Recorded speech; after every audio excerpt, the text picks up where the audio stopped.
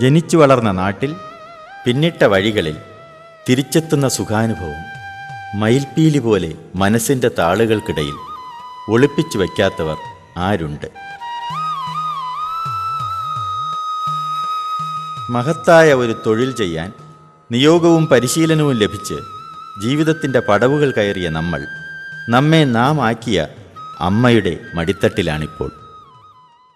Thiruvananthapuram medical college. നാം ഇരുന്ന് പഠിച്ച ക്ലാസ് മുറികൾ.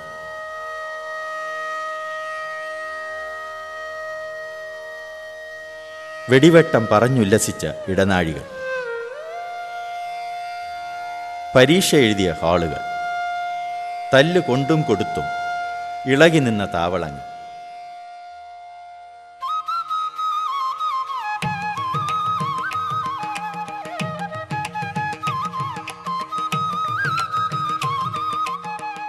അഭിലാഷത്തിൻ്റെയും അനുരാഗത്തിൻ്റെയും പൂക്കൾ കൈമാറിയ കവലകൾ. അധ്യാപകരിൽ നിന്ന് ശാസന ഏറ്റുവാങ്ങിയ ഡിപ്പാർട്ട്മെൻറ്റ് മുറികൾ. കളിയും കാര്യവുമായി പരീക്ഷണങ്ങൾ നടത്തിയ ലാബുകൾ.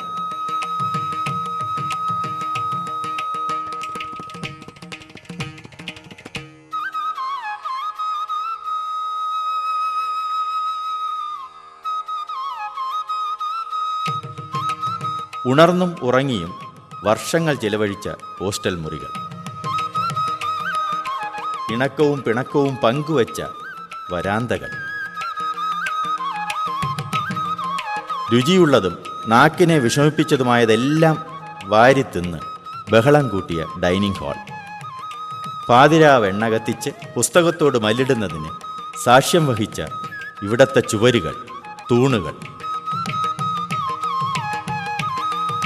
അനാട്ടമിയിലും ഫിസിയോളജിയിലും ചിലവിട്ട ആദ്യ നാളുകൾ എങ്ങനെ മറക്കാനാകും?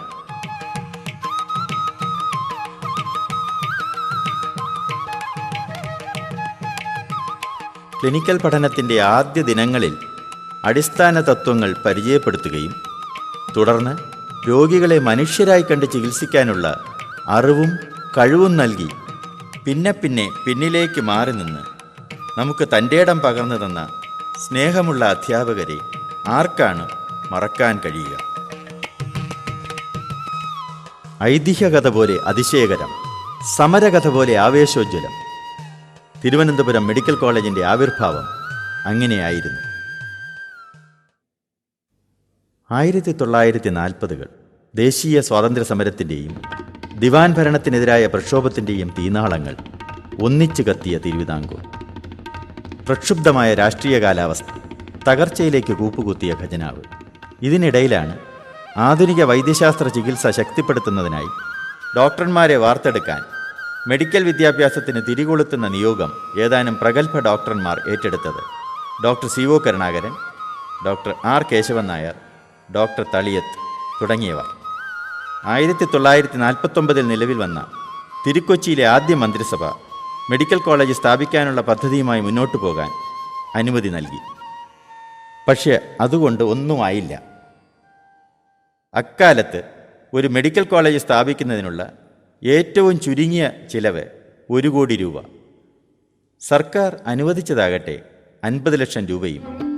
ഏതായാലും മെഡിക്കൽ കോളേജ് സ്ഥാപിക്കാനുള്ള പദ്ധതി തയ്യാറാക്കാനായി ഡോക്ടർ CO കരുണാകരനും ഡോക്ടർ കേശവൻ നായരും അടങ്ങിയ സംഘം ഇന്ത്യയിലെ പ്രധാനപ്പെട്ട മെഡിക്കൽ കോളേജുകൾ സന്ദർശിച്ചു.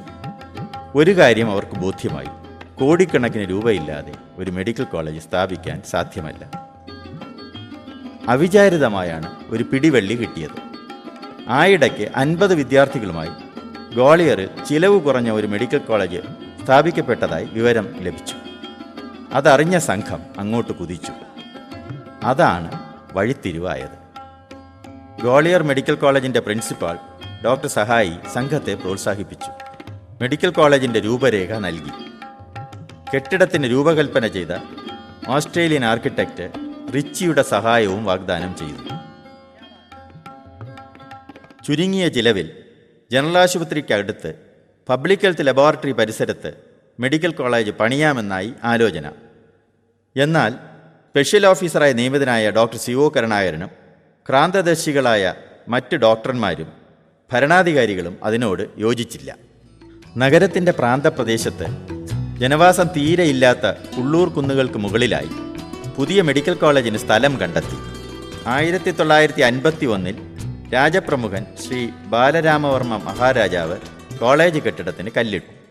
ജനക്ഷേമ തൽപരനായ മഹാരാജാവിൻ്റെ ഉദാരമായ സംഭാവനയാണ് മെഡിക്കൽ കോളേജിൻ്റെ പിറവി സാധ്യമാക്കിയത്. ആർക്കിടെക്റ്റ് റിച്ചിയുടെ രൂപകൽപ്പന അനുസരിച്ച് സമർപ്പിത ചിത്തരും കഠിനാധ്വാനികളുമായ എഞ്ചിനീയർമാർ കെട്ടിടം പണിക്ക് നേതൃത്വം നൽകി.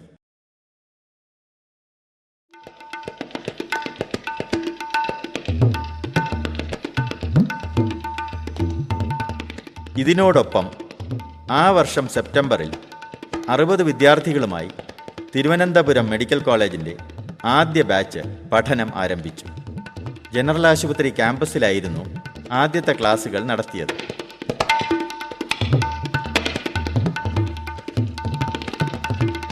പതിനാറ് മാസം കൊണ്ട് പണി പൂർത്തിയാക്കിയ ഉള്ളൂരിലെ മെഡിക്കൽ കോളേജ് കെട്ടിടം 1952 നവംബറിൽ ഇന്ത്യൻ പ്രധാനമന്ത്രിയായ പണ്ഡിറ്റ് ജവഹർലാൽ നെഹ്റു ഉദ്ഘാടനം ചെയ്തു. തുടർന്ന് അധ്യയനം പുതിയ കോളേജിലേക്ക് മാറി. 3 വർഷങ്ങൾക്ക് ശേഷം 1954 മെഡിക്കൽ കോളേജ് ആശുപത്രിയുടെ പണിയും പൂർത്തിയായി. ഉദ്ഘാടന ചടങ്ങിനിടയിൽ കൈവിരലിൽ മുറിവേറ്റതിനെ തുടർന്ന് ആദ്യത്തെ രോഗിയായി ചികിത്സ സ്വീകരിച്ചതും പ്രധാനമന്ത്രി പണ്ഡിറ്റ് ജവഹർലാൽ നെഹ്റു തന്നെയായിരുന്നു. മെഡിക്കൽ കോളേജിൻ്റെ ആദ്യഘട്ടത്തിൽ അധ്യാപകരായി എത്തിയത് പ്രഗത്ഭരായ doctor T V. Mathew, doctor Vareed, doctor Thampan, doctor Thankavelu, doctor Kanakasabhesan, കോളേജിൻ്റെ ആദ്യത്തെ പ്രിൻസിപ്പാൾ ഡോക്ടർ സി.ഒ. കരുണാകരൻ, അധ്യാപകരായി ഡോക്ടർ കേശവൻ നായർ, ഡോക്ടർ കൃഷ്ണൻ തമ്പി എന്നിവരും ചേർന്നു.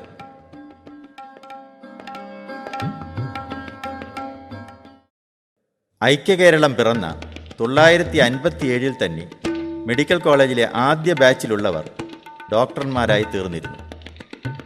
60കൾ എത്തുമ്പോഴേക്ക് ചികിത്സാ നിലവാരം, അധ്യാപനം, വിദ്യാർത്ഥികളുടെ മികവ് എന്നിവയെല്ലാം ചേർന്ന് ഭാരതത്തിലെ പ്രധാനപ്പെട്ട മെഡിക്കൽ കോളേജുകളുടെ നിരയിലേക്ക് ഈ വിദ്യാലയം എത്തിയിരുന്നു. ആശുപത്രി കെട്ടിടം പിന്നിട്ട് ഇടത്തോട്ട് തിരിഞ്ഞാൽ റോഡിന് വലതുവശത്ത് അവിട്ടം തിരുനാൾ ആശുപത്രി. വഴിയുടെ ഇരുവശത്തും കുറ്റിക്കാടുകളും നാടൻ പൂച്ചെടികളും. ഇടതുവശത്തെ താഴ്വാരങ്ങളിൽ കുളിർകാറ്റും തണലും വിരിച്ച വൃക്ഷങ്ങളും. വലതുവശത്ത് വിശാലമായ കളിയിടങ്ങൾ. തെളിഞ്ഞ മാനത്ത് തെന്നി ഒഴുകുന്ന വെൺമേഘങ്ങൾ. ഓടുപാകിയ നടപ്പാതയിലൂടെ നടന്നു വളർന്ന സൗഹൃദങ്ങൾ. തണൽ വിരിച്ച വഴിത്താരയിലൂടെ നടക്കുമ്പോൾ അമ്മയുടെ തോളിൽ അമർന്നു കിടന്ന് പ്രകൃതി ദൃശ്യങ്ങൾ കണ്ണുപായിക്കുന്ന ഇളം കുഞ്ഞിൻ്റേതുപോലെ മനസ്സ് കുളിർക്കും.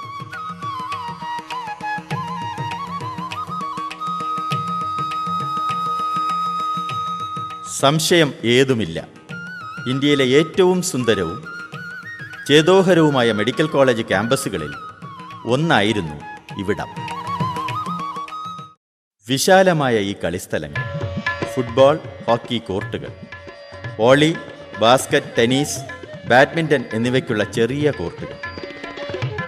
തിരുവനന്തപുരത്ത് ആദ്യമുണ്ടായ ക്രിക്കറ്റ് പിച്ചുകളിലൊന്ന് ഇവിടെയായിരുന്നു.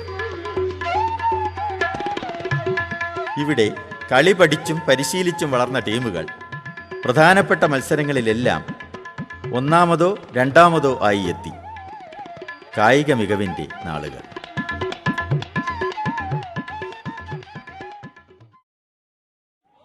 നമ്മുടെ ഈ ഓഡിറ്റോറിയം,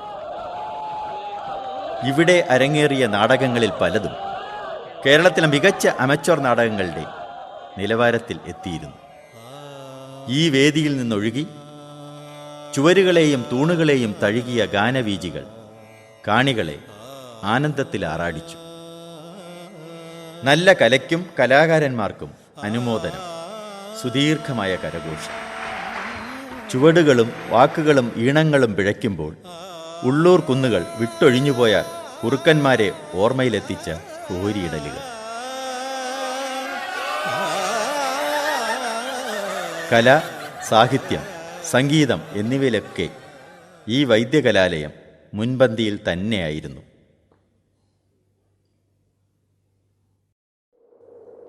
തണൽ വിരിച്ചും കാറ്റിൽ താളം പിടിച്ചും വൃക്ഷങ്ങൾ കാവൽ നിൽക്കുന്ന ക്യാമ്പസിലെ ട്രയാങ്കിൾ. വിരസമായ ക്ലാസുകൾക്ക് സമാന്തരമായും അവയ്ക്കിടയിലെ ഇടവേളകളിലും ഇവിടെ സജീവമായ സൗഹൃദ സദസ്സുകൾ.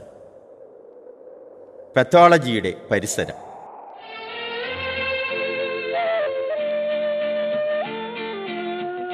പഠനത്തെക്കാൾ സൗഹൃദത്തിനും അനുരാഗത്തിനുമുള്ള ഇരിപ്പിടങ്ങളായിരുന്നു ഈ പടവുകൾ.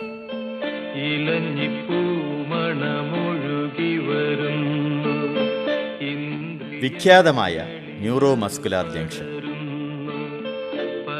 നാഡികളിലെ ഈണവും പേശികളിലെ താളവും സ്വപ്നം കണ്ടും അയവിറക്കിയും മിഴികൾ കൂർത്തും മൊഴികൾ കൈമാറിയും മണിക്കൂറുകൾ തന്നെ കമിതാക്കൾ ചിലവഴിച്ച സ്നേഹത്തിൻ്റെയും കുളിരിൻ്റെയും പച്ച പടർപ്പുകൾ, പച്ച തുരുത്തുകൾ.